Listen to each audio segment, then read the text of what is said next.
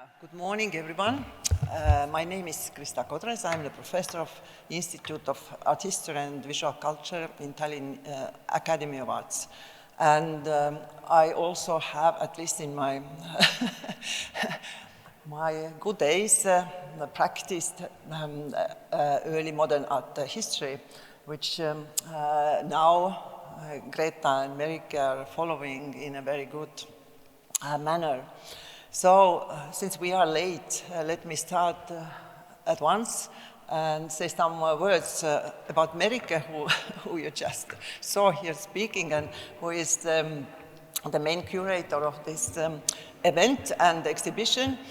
So, Merike has been working since years here in St. Nikolai Church and has curated many exhibitions, such as about the imagination of death in late medieval and early modern times, but also, for example, about St. Mary in the pictorial, imaginative world of late medieval and early modern times. And she is very hard worker, I must say, and has published also a lot about these subjects. And I must also confess that it is a great pleasure that both Merike and Greta giving a new life of this period in history of Estonian art, which was kind of sleeping in a sleeping mode for quite a long time. So, okay, so I give just floor to Merike but I say just this, that there are 30 minutes presentations, and then after that we open the discussion after the two of the presentations are already finished. So, Merike, please.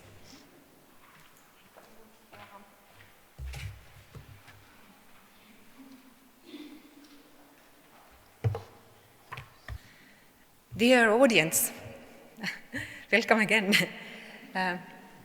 The research and exhibition project, Michel Sittow in the North, in Altarpieces in Dialogue, which started 2.5 years ago, focuses, as the subtitle indicates, on two works of art associated with Michel Sittow's Tallinn workshop: the Tallinn Passion altarpiece and the Bollnäs Holy Kinship altarpiece. But as you can see from the title of my presentation, we have moved from there to a slightly broader field.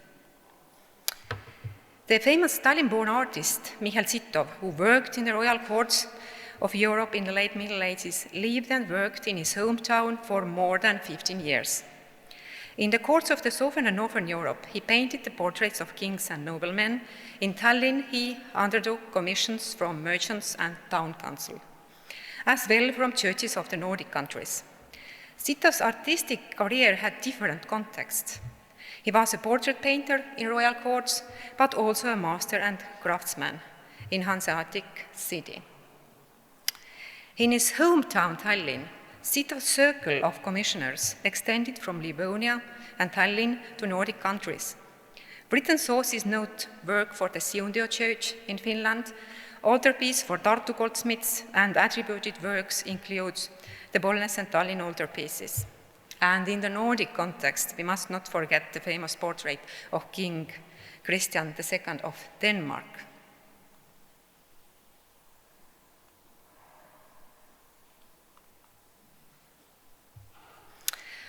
Our primary focus was a start on these two works, with the intention of concentrating and comparison between them, and on the question of whether they originate from Michel Sittow's workshop in Tallinn. The wish to address the topic of Sittow's Tallinn activity raised the issue of Tallinn as a possible late medieval art center and created the need to focus on other masters active here in the town, and place the local art production into the broader context of the Nordic and Baltic Sea areas. The main question was how much material evidence of Sittow's Tallinn workshop we have today beside Tallinn and Bollnäs altarpieces. Michel Sittow's life and work, including his time in Tallinn, have been studied by tens of art historians over nearly 80 years, many of whom are here in this chapel today. Paul Johansen and Anu Mänd, among others, have studied Sittow's life and activity in Tallinn in detail through archival sources. Also thanks to Rasmus Kangropol, Mai Lumiste, Sten Kaling and Anu Mänd, we have knowledge of the masters who worked here in Tallinn in Sittow's times. Besides this, we have the presumed material evidence, works of art already associated with Sittow's name. The aim of our research team was to focus on material objects, and this involved extensive fieldwork in museums and churches in Estonia, Latvia, Finland, and Sweden. Besides written sources, it is possible partly to reconstruct the material heritage of Sittow's Tallinn workshop and other artists who could work with him here at the same time. From the collection of fragments that have survived, a partially assembled word is emerging.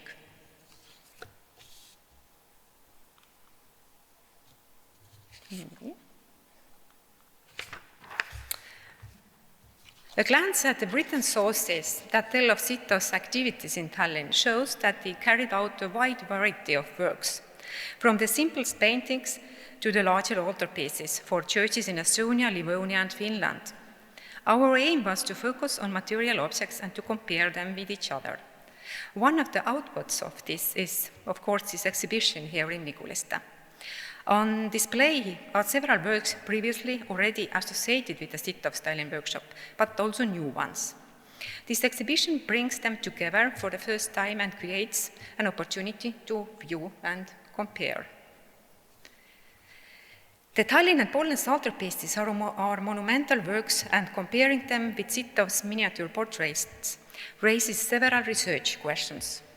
These include their relationship to each other and their placement in the broader timeline of Sittow's oeuvre, and in comparison to his other works. These questions will be addressed in several presentations today. In 1506, Sittow became a member of the St. Canute Guild and received the rights to run a workshop. His pupil Borchardt is also mentioned by name. The commissions named in the written sources and the two altarpieces, Bollnäs and Tallinn, also point to the need of co-workers. We also know that the artists of this time were active in different fields. Sittow was mainly a painter and probably a polychromist, but he was certainly also a skilled woodcarver.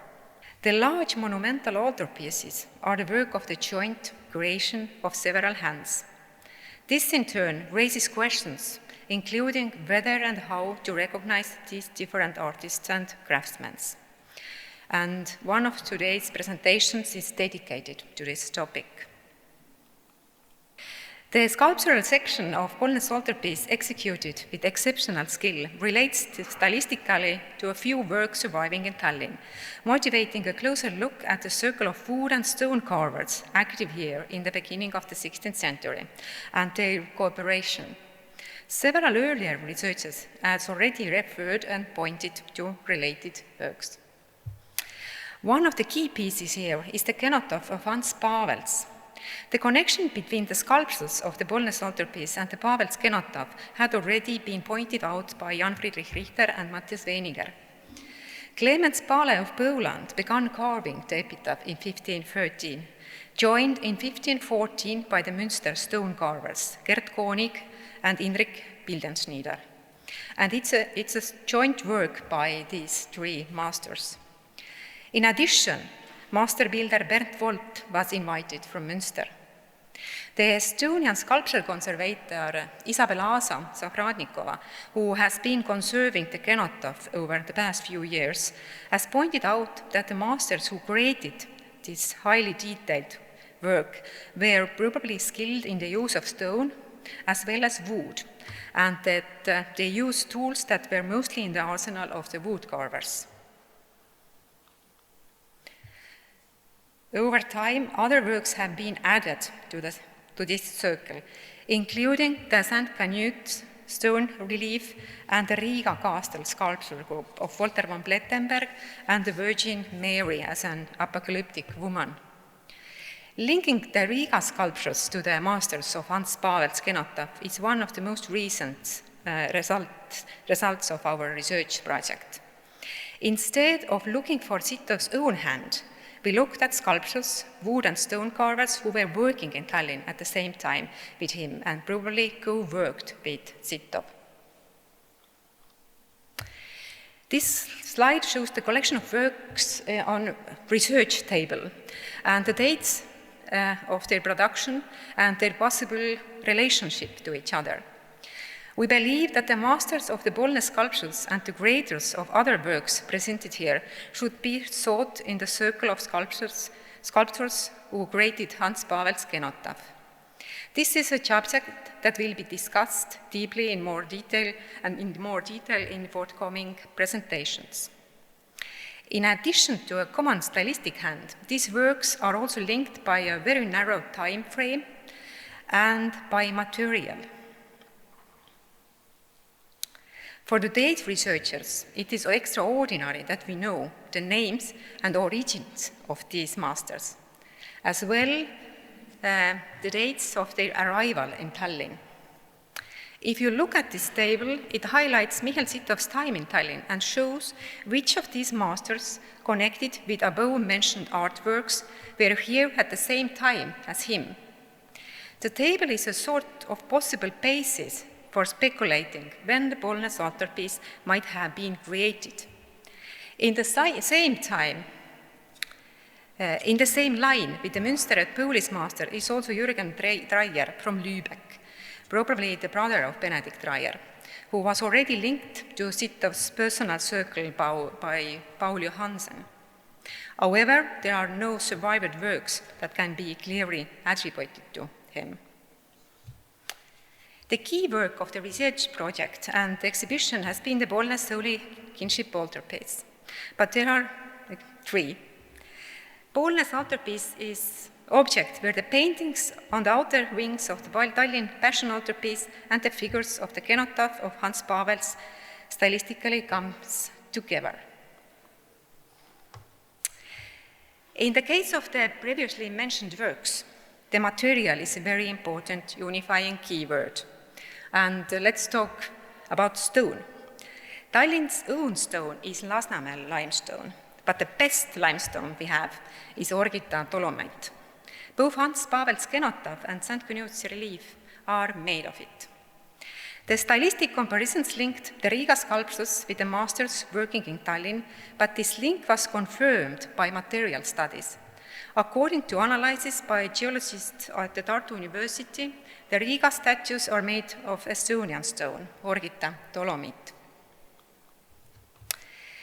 Tallinn as a limestone city is not a new concept. Already in the Middle Ages, Estonian limestone was well known. In the late Middle Ages, Tallinn replaced Gotland, and the city became an important exporter of limestone and limestone products. In his studies of the 1980s, Rasmus Kangropol highlighted both the number of stonemasons and carvers working here and the extent of export of stone to the Nordic countries, and also Latvia. The tradition of Tallinn as a stone center established in the Middle Ages and continued in the early modern period. The most striking example of this is the activity and scale of Arent Passer's workshop at the turn of the 16th and 17th centuries. The sarcophagi and gravestones created in his workshop can still be found in churches in Estonia, Sweden, and Finland. Next to stone, another issue is wood and the wood species used. The corpus and wings of the Bolne's altarpiece are made of oak, while the sculptures of lime. Such combinations of different types of wood are often seen in the late Middle Ages in this area. In recent years, studies on this topic have been made consistently in Finland, and the use of wood in the Bolne's altarpiece was already pointed out by the Swedish conservator Peter Tongeberg in the 1980s, when he commented that it could refer to a center on the eastern shore of the Baltic Sea. This quite broad concept could encompass Tallinn as well as the centers of Russia. And the sculptures of the Bolne's altarpiece, however, have been associated for decades also with the masters of the Russian cities. More broadly, however, it raises the issue of changing geography of art. The 15th and 16th centuries saw a change in the art market in the Northern Europe. In place of Lübeck, which had so far dominated the Baltic and North Sea regions, the centers of Brabant and Flanders rose. Considering the preserved medieval art heritage, this change is best seen in Sweden.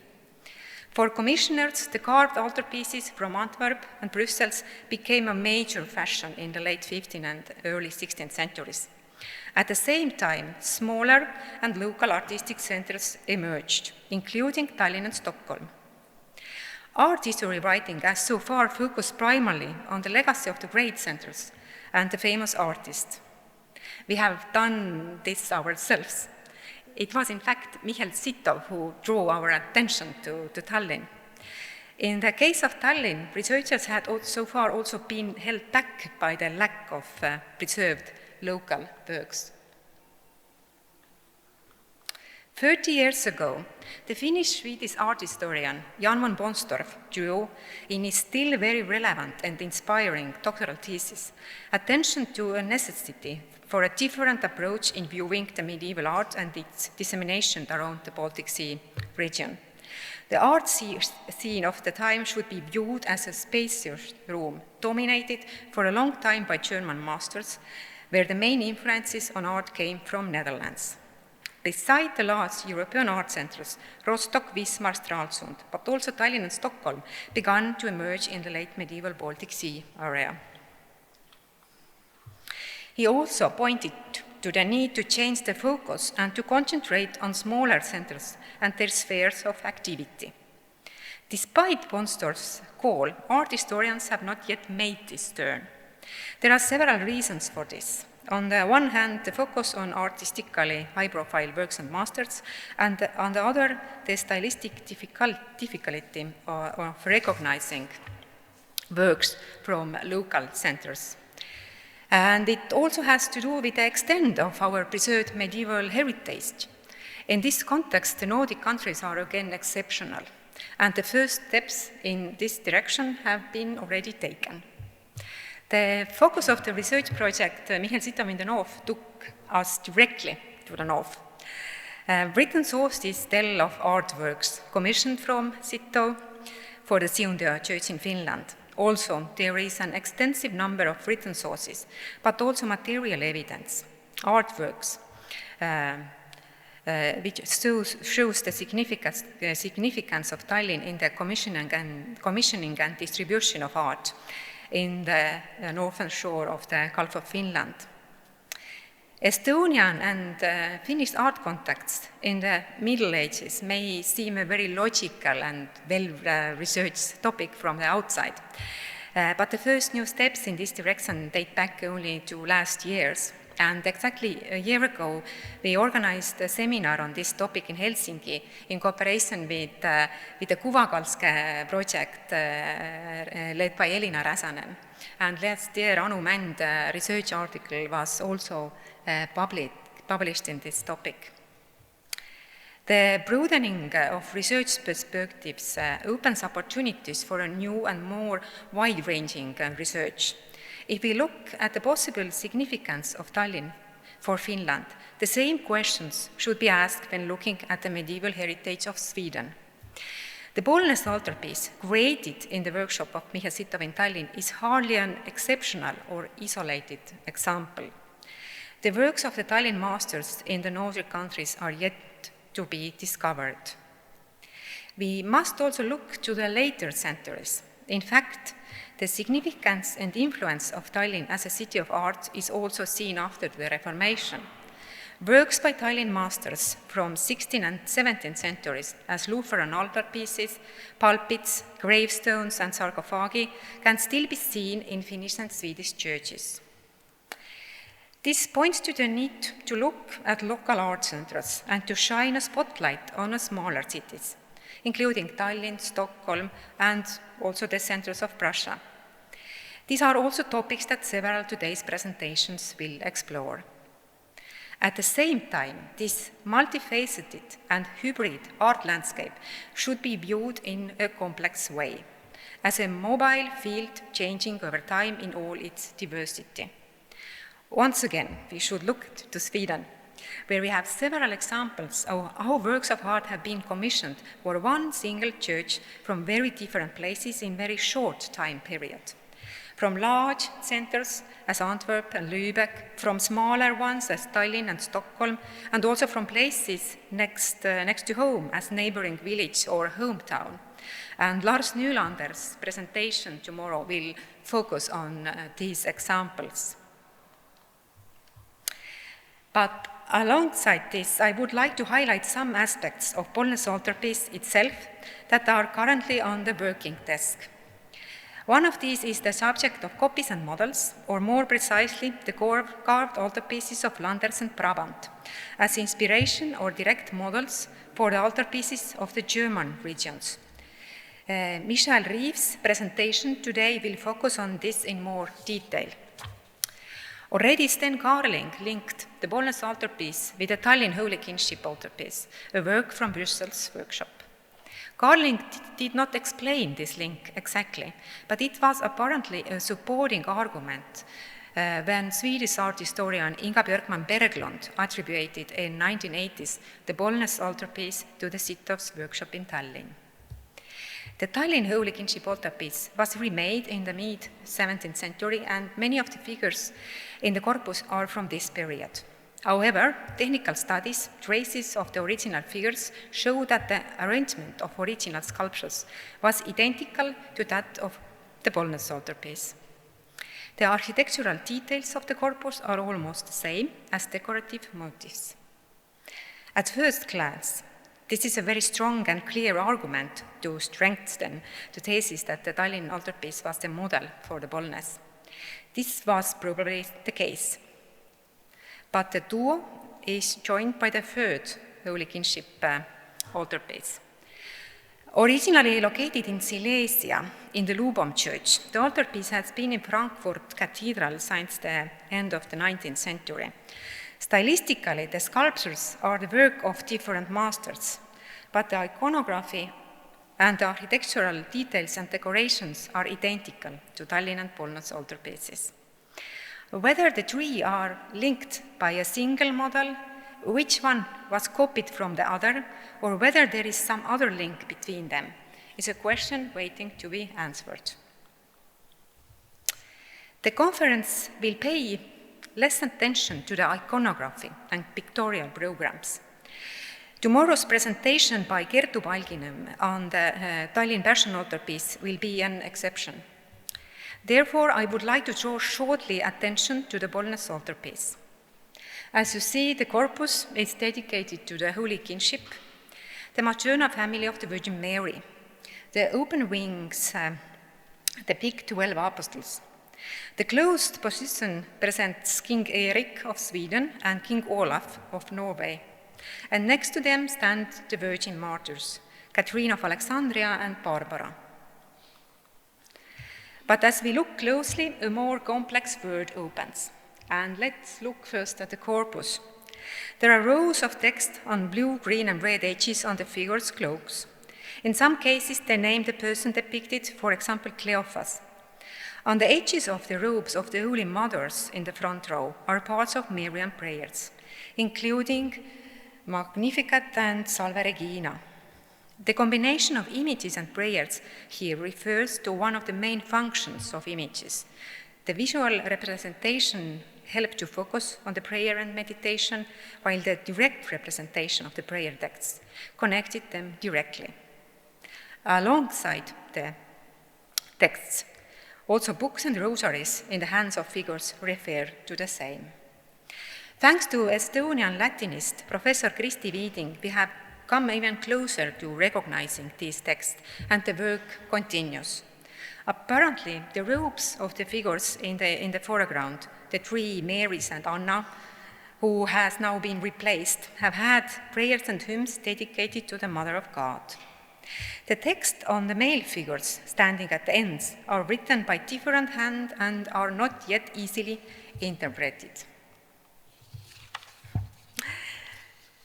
In the open view, on the wings you see 12 apostles, and at the feet of the apostles, simple plants are depicted in botanical detail. All of them were known as medical herbs in late Middle Ages, also through illustrated botany books. Painted herbs were as potent as real ones, and medical plants were frequently depicted in prayer books next to the text of prayers, symbolically strengthening the effect of words. The plants depicted here do not bloom or bear fruit. This is why they are very difficult to recognize. Certainly, some of them still need to be botanically specified, but it is evident that they all are medical herbs. On medieval altarpieces, plants are very, very often depicted, but mostly in bloom, especially in the context of the Virgin Mary. This unusual choice here, however, remains at the moment unexplained. The pictorial program of the Bollnäs altarpiece also raises the question of whether it was intended for the high altar or the side altar.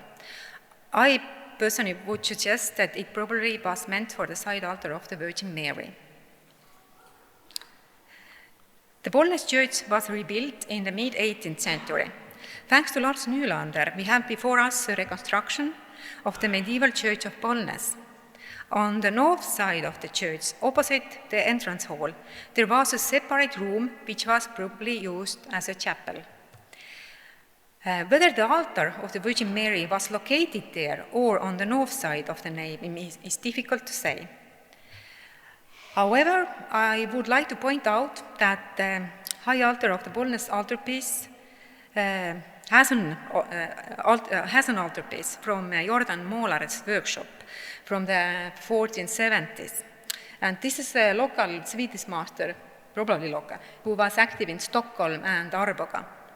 And it depicts the patron saints of the Bollnäs church in open view: the Virgin Mary, the apostles Peter and Paul, and Lawrence. Dear audience, my presentation provided an overview and pointed to the number of questions and focuses that have grown out and expanded from the research project Michel Sittow in the North. I am pleased to note that several of these will be addressed and expanded in following presentations today. After the conference, we look forward to a year in which to analyze and summarize the research results we have. The focus, of course, will be on Michel Sittow's workshop in Tallinn, the masters who worked here and with him, and on the works of art on display at the exhibition here.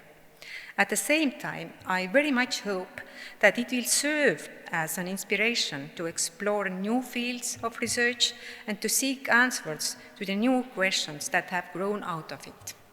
Thank you.